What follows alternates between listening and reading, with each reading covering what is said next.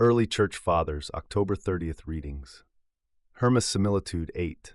The Sins of the Elect and the Measure of Repentance, chapters 1 to 5. The willow, the knife, and the branches. A great willow stood before me, casting shade across plains and mountains. Under its shadow gathered all who bear the Lord's name. Beside it stood a glorious angel, tall and radiant, holding a large pruning knife. He cut small twigs, about a cubit long, and handed one to each person beneath the tree. When all had received theirs, he laid the knife aside. The willow remained whole as at first, though so many twigs had been cut. I marveled, and the shepherd said, "Do not be surprised. When you see everything, the meaning will be shown to you." The angel then summoned us back in the order we had received the twigs, and examined each branch. Some were withered and moth-eaten. Those people he set apart. Others were withered but not eaten. They too stood apart. Some were half withered, some were cracked, some were half green and half dry, some were mostly green with faults, a few were green and sound, just as given. The angel was greatly pleased with the green branches. Some brought green branches with offshoots, others had offshoots with a little fruit. Those whose branches had such fruit rejoiced, and the angel rejoiced with them. The shepherd also was glad. Crowns, seals, and entry to the tower. The angel ordered crowns like palm garlands to be brought. He crowned those whose branches had offshoots with fruit and sent them inside the nearby tower. Those whose branches were green with offshoots but without fruit he also sent within, giving them seals. All who entered the tower wore garments white as snow. Those who returned green branches as received, though without offshoots, were set free with clothing and seals as well. When he had finished, the angel said to the shepherd, "I am going away. You will now send these within the walls, each as he is worthy. Examine carefully. Let none escape your notice. If any do, I will test them at the altar." Then he departed. The shepherd said to me, "Let us take all these branches and plant them to see whether any will live again." "Sir," I said, "how can withered branches live?" "This willow is hard to kill," he replied. "If its cuttings receive even a little moisture, many revive. Let us plant them, pour water over them and see. If any live, I shall rejoice with them. If not, I will at least not be found neglectful." He summoned the people rank by rank. Each handed over his branch.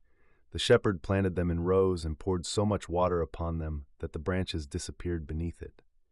After they had drunk the water, he said, "Let us go and return after a few days to inspect them, for the maker of this tree wants all who receive branches from it to live. I hope that many will." What the tree and the angel signify. After a few days we returned. I said, "Sir, explain this tree. I am puzzled that, after so many cuttings, it still appears whole." He said, "This great willow that shades plains and mountains is the law of God given to the whole world. This law is the Son of God proclaimed to earth's ends. Those under its shade are they who heard and believed. The great and glorious angel is Michael, set over this people. He placed the law into the hearts of believers and now examines whether they have kept it. The branches are the law as received by each one. You see many that have been rendered useless. You will come to know them all, each according to how he has kept the law and where he will dwell." I asked, "Why did he send some into the tower and leave others to you?"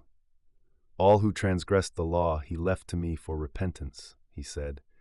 "Those who satisfied and kept it he retained. Those whom he crowned and sent in are those who suffered because of the law. Those who returned green branches with offshoots but no fruit are they who were afflicted for the law but did not deny it. Those who returned their branches green as received are the venerable and just, who walked carefully with a pure heart and kept the Lord's commandments. The rest you will learn when we examine the planted branches." The second summons and inspection. The shepherd sat where the angel had sat, and I stood beside him, girded with clean, rough linen. "Call them," he said, "in the order they first handed in their branches." I went out to the plain and summoned them. They stood in ranks. "Let each pull up his own branch and bring it to me." First came those whose branches had been withered and cut. They were still withered and cut, and he ordered them to stand apart. Next came those whose branches had been withered but not cut. Some now returned them green, others had them withered and moth-eaten. Those who returned green were set apart with hope. Those still dead were placed with the first group. Then came those whose branches had been half withered and cracked. Many now brought them green and whole, some green with offshoots, even with fruit like those crowned earlier, others withered and eaten, others withered and uneaten, still others half withered and cracked as before.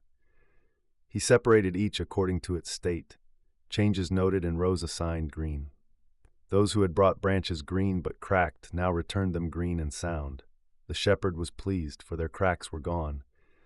Those whose branches had been half green and half withered were next, some now wholly green, some half withered, some withered and eaten, some green with offshoots. Each was sent to his own row. Those whose branches had been very slightly green and otherwise withered now came. Some returned them green, others green with offshoots. These also went to their rows. Finally, those who had only a very small part green and the rest withered brought back branches that were, for the most part, found green with offshoots, some with fruit on the offshoots, others altogether green. The shepherd was exceedingly pleased to see them in this state, and each went to his own row. Augustine of Hippo, The Confessions, Book 13, chapters 29 to 30, 44-44. God's seeing is not in time. I looked carefully to see whether your works were called good 7 times or 8, for Scripture repeats, and God saw that it was good.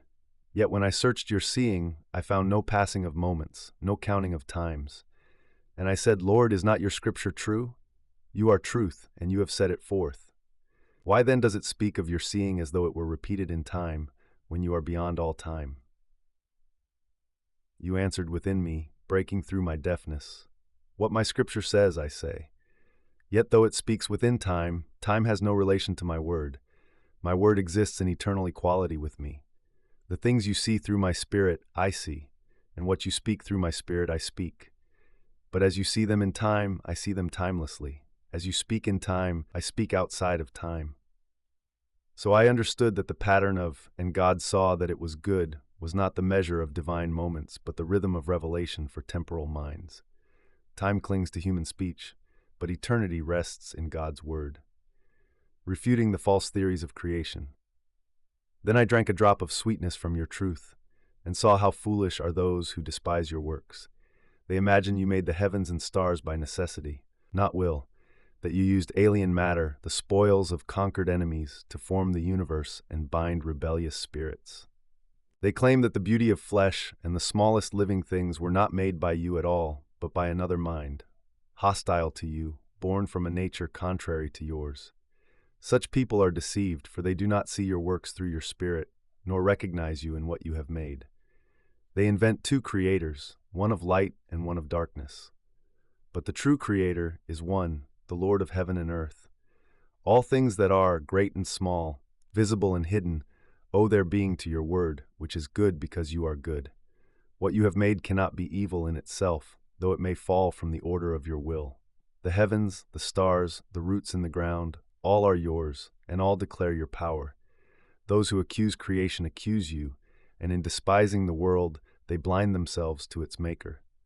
And God saw all that he had made, and it was very good. Genesis 1:31. Thomas Aquinas, Summa Theologica. Part 1-2, Question 35, Article 6, Whether delight hinders the use of reason. Question: Does delight hinder the proper use of reason? Objection: It seems that delight does hinder the use of reason.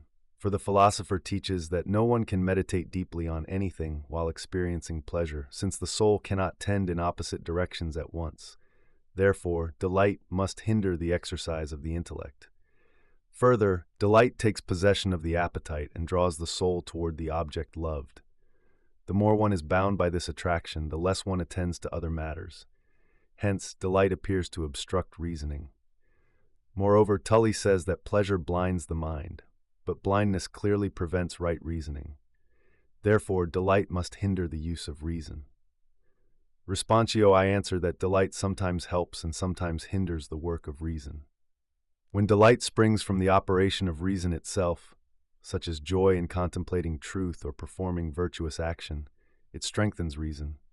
Every operation is perfected by its proper delight, just as heat increases the activity of fire. Thus, the delight that flows from the mind's own good steadies and quickens its work, because reason rests joyfully in what it apprehends as true and good. But when delight arises from another source, especially from bodily pleasure, it distracts the soul. For the attention of the mind cannot be fixed on higher things while the senses are deeply occupied with lower ones. Bodily delight therefore hinders reasoning, drawing the inner man outward toward what is foreign to his true work. Hence, delight impedes reason when it proceeds from the flesh, but it aids reason when it arises from the spirit. Quick summa delight hinders reason when born of the flesh, but perfects it when born of truth. The weaver's loom Caitlin sat at her loom as sunlight passed through the shutters, catching in threads of red and gold. The rhythm of her weaving, hands, shuttle, foot, was her meditation. She had once loved the noise of the world, laughter, music, the feast. Those delights had scattered her thoughts like loose threads, but now the quiet hum of the loom filled her with a deeper pleasure. Her work itself became prayer, her joy a form of understanding. She thought of how lesser pleasures had dulled her mind, while this quiet delight clarified it. The pattern forming beneath her fingers was not only cloth, it was attention. And attention, she saw, was love rightly ordered. When she finished, she laid her hand upon the fabric and whispered, "Delight, when pure, does not blind the soul. It lets her see by light of her own making."